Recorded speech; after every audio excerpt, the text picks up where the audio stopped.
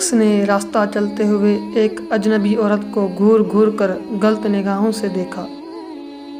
اس کے بعد یہ شخص امیر المومنین حضرت عثمان غنی کی خدمت اقدس میں حاضر ہوا۔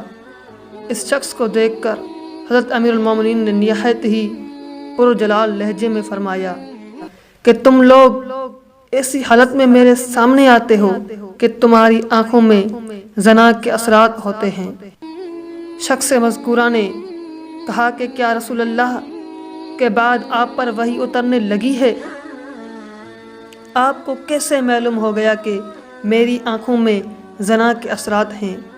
امیر المومنین نے ارشاد فرمایا کہ میرے اوپر وحی تو نازل نہیں ہوتی، لیکن میں نے جو کچھ کہا ہے یہ بالکل حق ہے اور سچی بات ہے۔ خداوند قدوس نے مجھے ایک ایسی فراست نورانی بصیرت عطا فرمائی ہے جس سے میں لوگوں کے دلوں کے حالات و خیالات کو معلوم کر لیا کرتا ہوں۔